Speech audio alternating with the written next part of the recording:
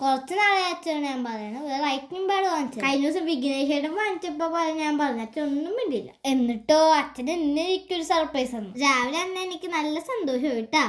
ഞാൻ അച്ഛന് thank you ഒക്കെ പറഞ്ഞ് തുറക്കാൻ പോവാണ്. എന്തൊക്കെ ചെയ്യണമെങ്കിൽ നമ്മുടെ അത്ര തന്നെ വേണമല്ല. ഇതിന്റെ ഉടക്കേക്ക് വേറെ കേൾക്കും. അധികം സ്പീഡില്ലാതെ ഞാൻ ഇത് തുറന്നത്. കാരണം ഇത് എന്റെ സാധനമല്ലേ. കൈ കിട്ടിയപ്പോ തന്നെ എനിക്ക് എഴുതാനൊന്നും തോന്നിയില്ല, പടം വരയ്ക്കാനാ തോന്നി. അങ്ങനെ സ്ഥിരം പടമായ സൺസെറ്റ് വരയ്ക്കാൻ പോവാണ്. അച്ഛൻ എനിക്കിത് പടം വരയ്ക്കാനല്ല വാങ്ങിച്ചെന്നത് കേട്ടാ, എനിക്ക് എഴുതാൻ വാങ്ങിച്ചെന്നാ. ഇതിന്റെ പരിപാടി എങ്ങനെയാണെന്ന് ഞാൻ പറഞ്ഞു തരാട്ടാ. മുകളിൽ ഒരു പേനുണ്ട്, അത് വെച്ചാണ് എഴുതുന്നത്. എഴുതി കഴിഞ്ഞിട്ട് ബാക്കിൽ ഒരു സ്വിച്ച് ഉണ്ട്. അത് ഓൺ ആണെങ്കിൽ നമുക്ക് ഇത് കളയാൻ പറ്റൂല. അൺലോക്ക് ആണെങ്കിൽ നമുക്ക് ഇത് ഡിലീറ്റ് ചെയ്യാം. ഞാൻ ഇത് മൾട്ടി കളറായിട്ടാ വാങ്ങിച്ചത്. ഞാൻ കുറെ പടം വരച്ച്. 8.5 ഇഞ്ചാണ് ഇതിന്റെ ലെങ്ത്. ഹസ്ബൻഡിന്റെ LCD റൈറ്റിംഗ് ടാബ്ലറ്റ് ആണിത്. ഇപ്രാവശ്യം പൂജക്കും ഇതും കൂടി വെക്കേണ്ടി വരും. ഇനി ഞാൻ പോയി എഴുതി പഠിക്കട്ടെ. അപ്പൊ പിന്നെ കാണാം. ടാറ്റാ.